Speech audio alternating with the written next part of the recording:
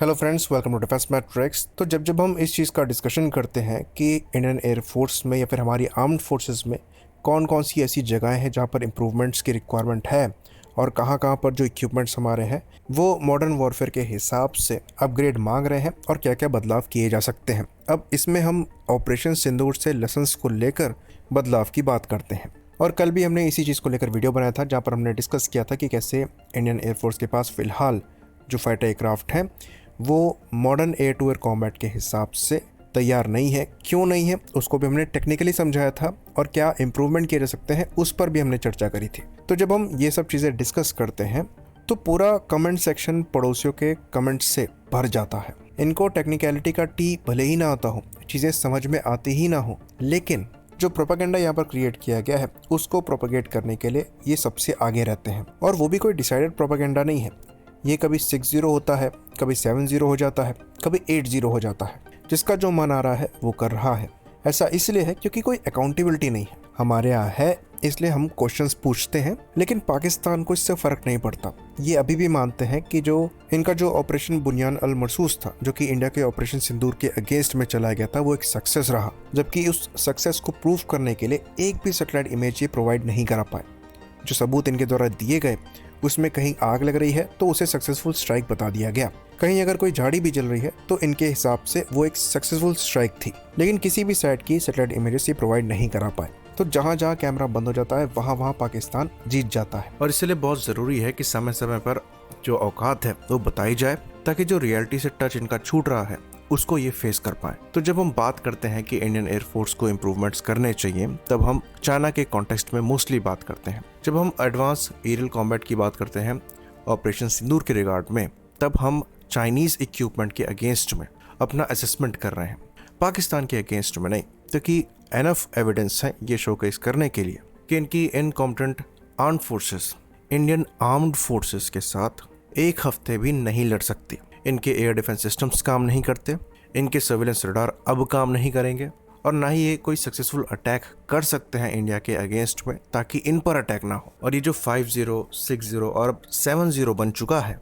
ये इनके लाहौरी चूरन से ज़्यादा कुछ नहीं है। इसलिए इनके नंबर्स जो हैं ये फ्लैक्चुएट होते रहते हैं। तो अभी एशिया कप चल रहे हैं, इनके हिसाब से अगर ये इंडिया के 3 विकेट गिरा लेते हैं, भले ही इंडिया इनसे ज़्यादा रन बनाकर इनको डिफीट कर ले, इनके लिए वो विक्ट्री हो जाता है और उसका ये सेलिब्रेशन करते हैं। और ये पैरेलल बहुत सटीक बैठता है। इंडिया ने मल्टीपल सैटेलाइट इमेजेस प्रोवाइड कराई जहां पर एक्यूरेट स्ट्राइक्स इनके मल्टीपल एयर बेसिस पर करी गई थी, वो भी इंपॉर्टेंट लोकेशंस पर जो कि इनके एयर ऑपरेशंस को डिसरप्ट करती। तो जो पाकिस्तान द्वारा क्लेम किया जाता है कि इनके पास नेक्स्ट जनरेशन नेटवर्किंग कैपेबिलिटी है, उनके नेटवर्क में ये चीज़ नहीं आ पाई कि इनके कौन कौन से एयर बेसिस अटैक हो रहे हैं। और स्क्वाड्रन लीडर उस्मान यूसुफ जैसे इनके ऑफिसर्स और जवान जो हैं ये हैंगर में रह गए और अनफॉर्चुनेटली उनकी जान चली गई।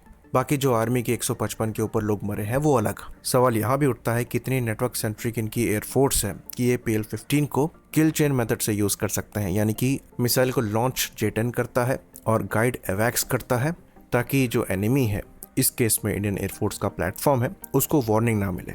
ये इतने एडवांस हैं, लेकिन ये एडवांसमेंट खाली पहले दिन के लिए थी। उसके बाद जब इनके रनवेज डिस्ट्रॉय किए जा रहे थे, तब इनकी नेटवर्किंग कैपेबिलिटी क्या कर रही थी, तब ये किसी इंडियन एयरफोर्स के प्लेटफॉर्म को टारगेट क्यों नहीं कर पाए।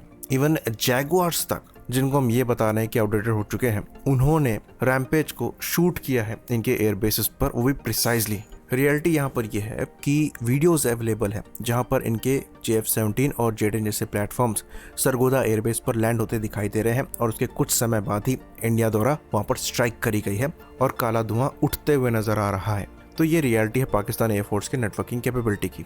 नेटवर्किंग कैपेबिलिटी खाली हवा में ही नहीं होती है, बल्कि आपके surveillance radars, air defence systems, ये सब आपस में कनेक्टेड होने चाहिए, और ये बहुत कॉम्प्लिकेटेड प्रोसेस है। पाकिस्तान के पास फिलहाल जो नेटवर्किंग कैपेबिलिटी है ये बहुत लिमिटेड है। इसके पीछे रीज़न ये है कि ये मल्टीपल ओरिजिन से वेपन्स को खरीद के लेकर आते हैं, जिसमें अब चाइनीज़ वेपन्स की मात्रा ज़्यादा हो गई है, तो उनके बीच में इनको लिमिटेड नेटवर्किंग कैपेबिलिटी मिल जाती है। लेकिन अगर ये चाहे कि जो इनके पास अमेरिकन सिस्टम्स हैं उनको चाइनीज सिस्टम्स के साथ एकदम सिंक्रोनाइज मैनर में यूज़ कर लें, तो ये पॉसिबल नहीं है।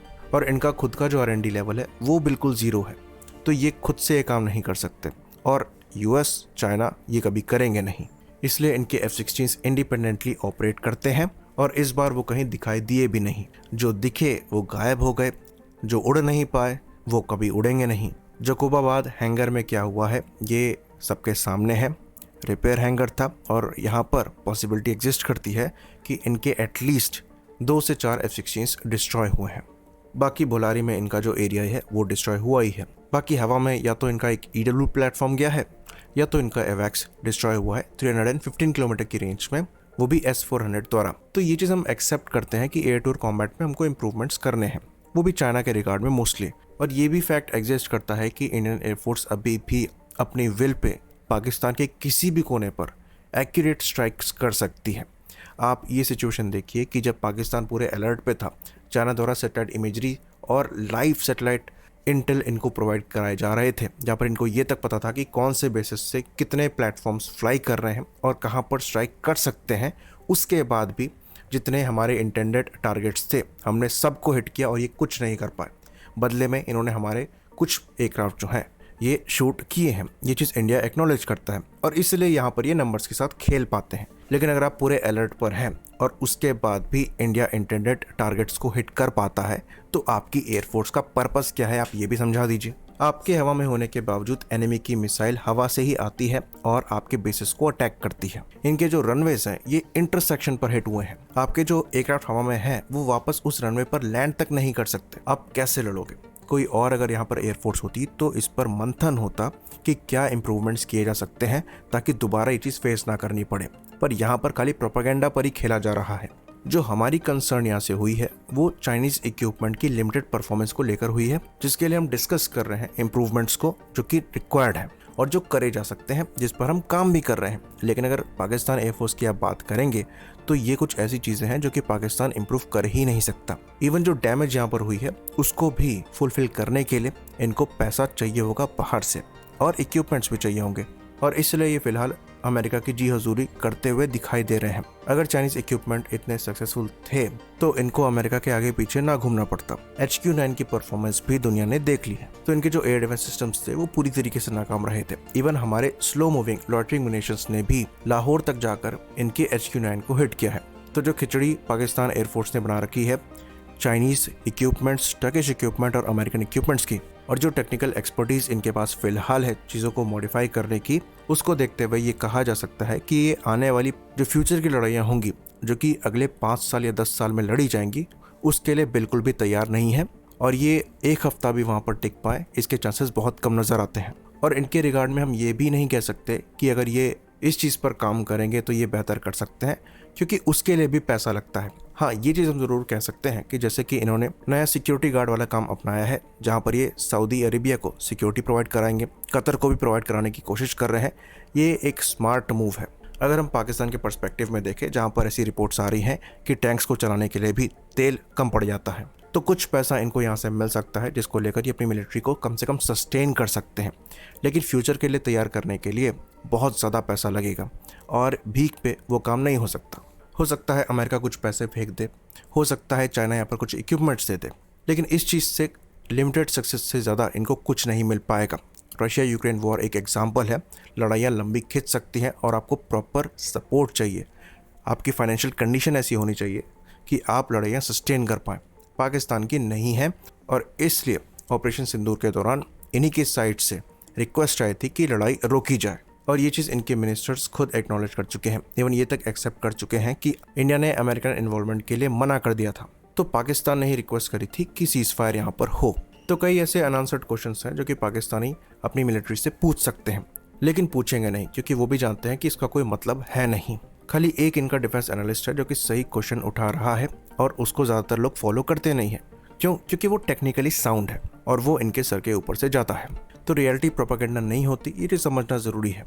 आई होप इन्फॉर्मेशन यहाँ पर क्लियर रही हो। इसी बात पर इस वीडियो को हम खत्म करेंगे। लाइक करिए, सब्सक्राइब करिए। जय हिंद।